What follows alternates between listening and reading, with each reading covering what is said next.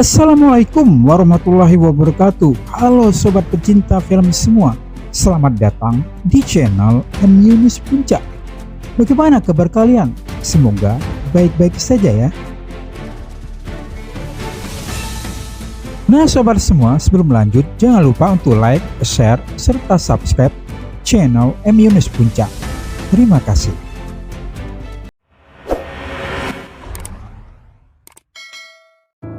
Film dimulai dengan masa kecil seorang pria bernama Christian Wolf yang menderita autisme. Satu-satunya teman yang dimilikinya adalah adik laki-lakinya sendiri.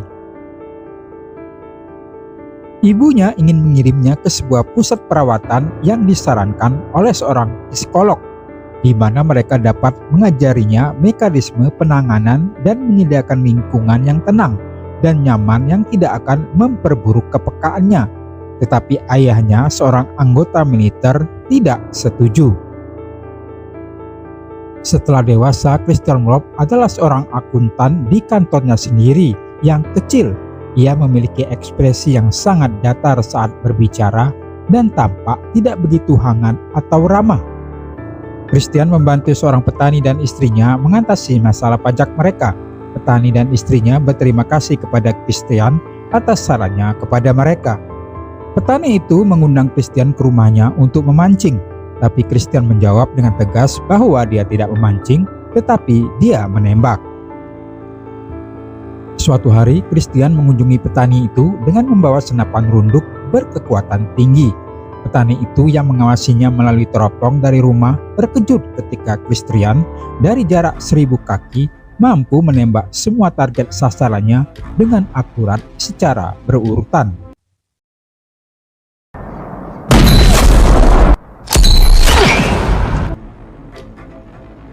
Sementara itu, Direktur Kejahatan Keuangan di Departemen Keuangan Ray King bertemu dengan analis data Maribeth Medina yang memiliki catatan kriminal saat remaja, tetapi tidak mencantumkannya dalam formulir lamaran kerja federalnya. King memperingatkan Medina bahwa ia akan dipenjara jika ia mengungkapkan informasi tersebut dan menugaskannya untuk menemukan sosok misterius yang dikenal sebagai akuntan yang terlibat dengan para teroris, pemimpin kartel narkoba, bos mafia, dan pemimpin kriminal lainnya. Ray memberitahu Maribeth bahwa dia akan segera pensiun dan tugasnya tersebut harus diselesaikan sebelum King pensiun beberapa bulan lagi, atau dia akan mengungkap masa lalu kriminalnya. Christian tinggal di rumahnya yang sangat kosong. Ia tidak punya karya seni atau foto atau dekorasi apapun di rumah. Ia hanya punya satu piring, satu garpu, satu pisau, satu sendok, dan menyiapkan makan malamnya untuk dirinya sendiri. Kemudian di malam hari, dia akan minum obat untuk mengobati dan mengurangi gangguan yang dialami pada dirinya. Dalam kilas balik masa kecil, Christian diperlihatkan saat ibunya meninggalkan keluarga mereka karena stres mengurus anak laki-laki, terutama Christian yang berkebutuhan khusus. Saat ayahnya berdebat dengan ibunya, Christian mengamuk dan berteriak-teriak hingga ayahnya berlari ke dalam rumah untuk memeluk Christian erat-erat sampai dia tenang. Sementara adik laki-lakinya menonton dengan kesal atas keputusan ibunya. Christian juga memiliki fasilitas penyimpanan tempat ia menyimpan trailer. Di dalamnya terdapat lukisan-lukisan yang berharga, serta uang tunai, paspor, emas batangan, buku komik edisi pertama, dan ruang penyimpanan untuk banyak senjata berat.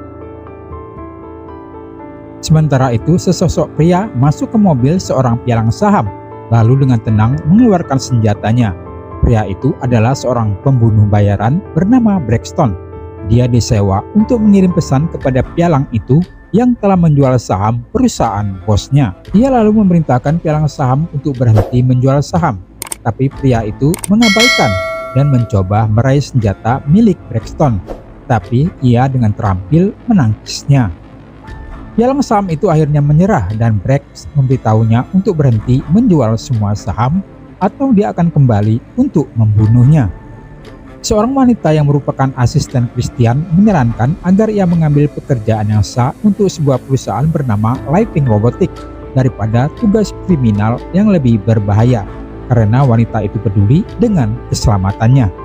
Christian kemudian mengunjungi Living Robotics dan bertemu dengan petinggi perusahaan Rita Blackburn dan Ed Chilton yang terlihat kesal karena konsultan keuangan eksternal telah didatangkan untuk mencari tahu ketidaksesuaian keuangan yang besar dalam pembukuan.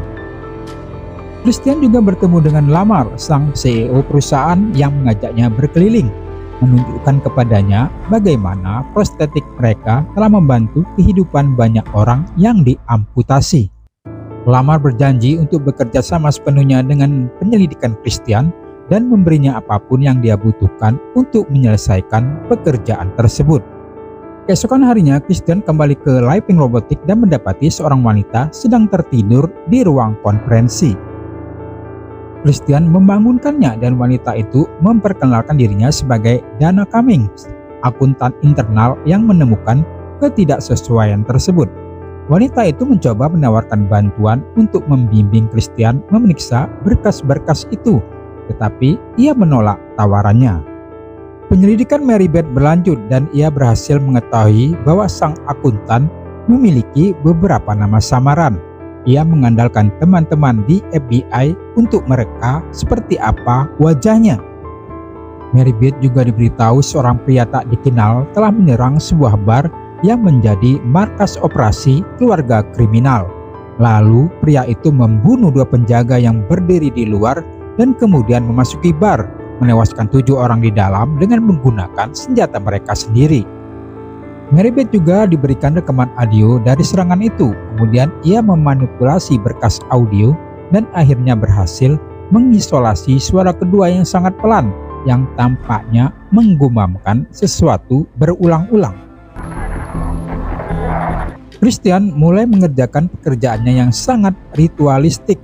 Dia memeriksa semua berkas lama dan mulai menulis di papan tulis, lalu di jendela ruang konferensi.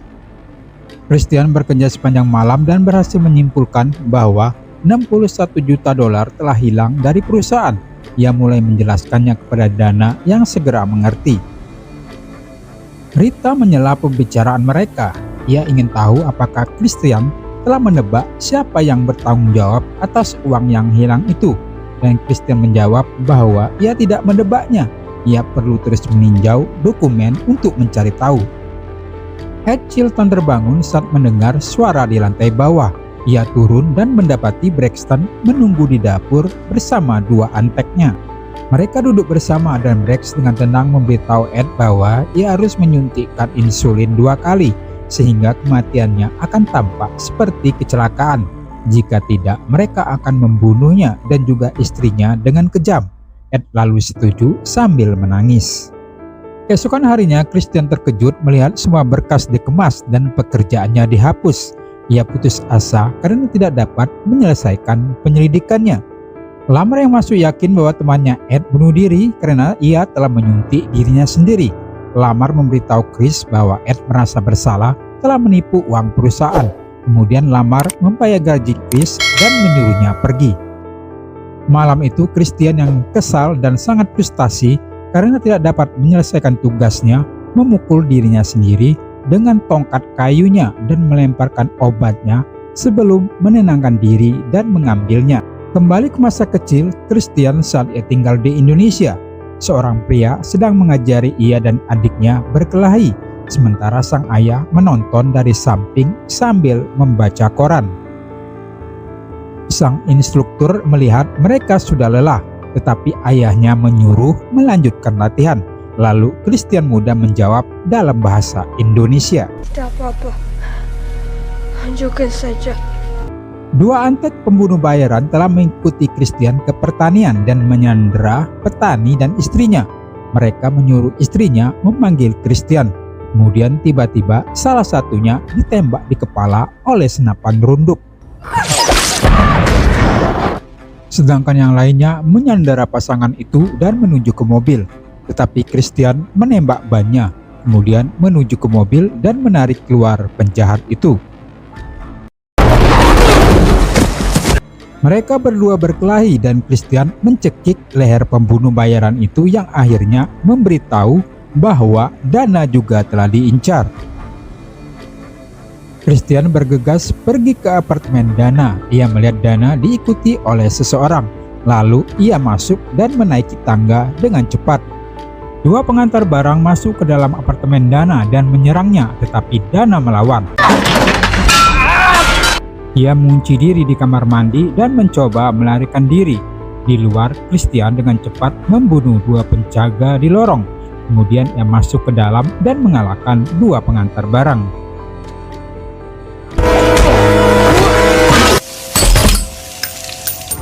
Chris membawa Dana bersamanya ke gudang penyimpanannya. Dana terkejut saat memaksa masuk, menemukan uang tunai dan lukisan-lukisan berharga milik Chris, serta ruang penyimpanan senjata-senjatanya. Kemudian Chris mengajak Dana ke hotel mewah. Mereka berbicara lebih lanjut tentang kisah aneh Living Robotics. Chris menemukan bahwa 61 juta dolar telah digelapkan, tetapi kemudian disembunyikan ke beberapa akun lain. Jadi secara teknis uang itu tidak hilang. Christian berangkat untuk menemui Rita karena ia yakin bahwa Rita adalah dalang di balik rencana tersebut. Saat ia tiba di rumah Rita, ia melihat seorang pria mencurigakan keluar dari rumahnya yang ternyata adalah si pembunuh bayaran Braxton. Brax tahu bahwa ada seseorang yang mengikutinya. Ia kemudian dengan cepat mengeluarkan senjatanya dan melepaskan dua tembakan ke arah Christian. Saat Christian mengintip keluar, Brax telah pergi. Chris lalu memasuki gedung dan mendapati bahwa Rita telah meninggal. Medina menyadari bahwa Christian menggunakan serangkaian nama alias, terutama nama-nama matematikawan hebat.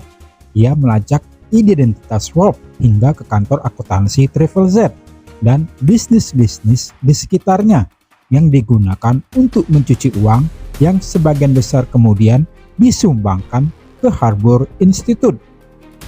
Ia lalu menyampaikan informasi ini kepada Ray yang setuju untuk memeriksa kantor Triple Z dan Christian Wolf.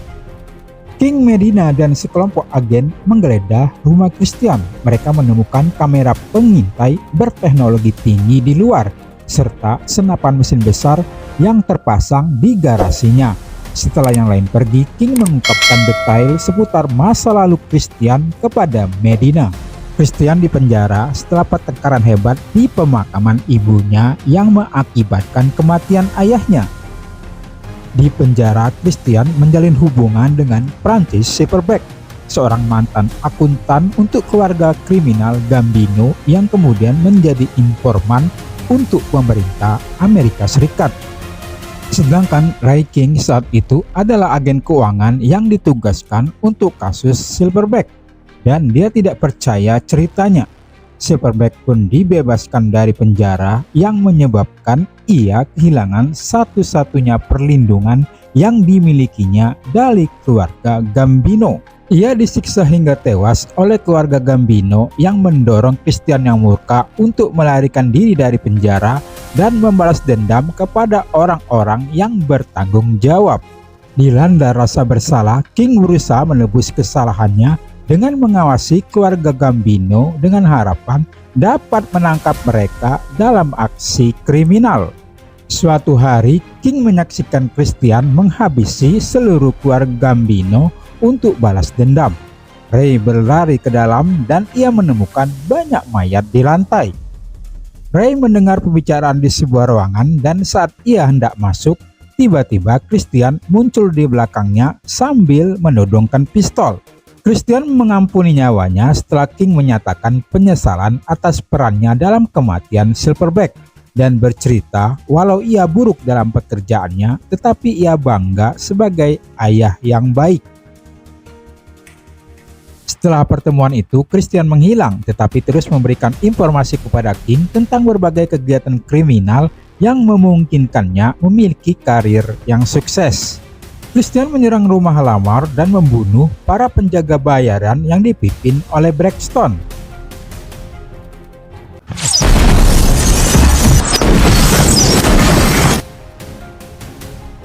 Setelah melihat beberapa anak buahnya terbunuh, Brax menyuruh yang lainnya untuk menghabisi Christian. Sementara ia mengawasi dari layar monitor CCTV dan melihat satu persatu anak buahnya dihabisi oleh Christian.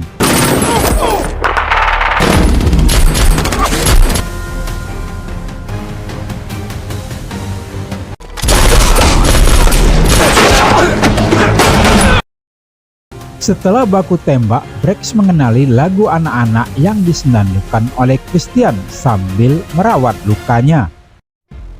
Seorang penjaga yang tersisa mendodokkan pistol ke arah Christian, tetapi Brex menerobos masuk dan membunuh anak buahnya sendiri. Christian berdiri dan menyapa Braxton yang ternyata adalah adik laki-lakinya. Mereka telah terpisah selama 10 tahun setelah pemakaman ibu mereka. Braxton menyalahkan Chris atas kematian ayah mereka karena Chris ingin pergi ke pemakaman ibu mereka. Meskipun ibunya telah meninggalkan keluarga mereka, Christian membiarkan Braxton melampiaskan amarahnya padanya tanpa melawan. Keduanya lalu berdamai setelah pertarungan tangan kosong. Sementara Lamar menyaksikan semua ini melalui kamera pengawas dengan tidak percaya. Lamar muncul dan mencoba membenarkan semua tindakannya. Christian tiba-tiba menembak Lamar. Kemudian ia dengan santai meminta maaf pada Braxton, mengatakan bahwa dia harus menyelesaikan apa yang telah dia mulai.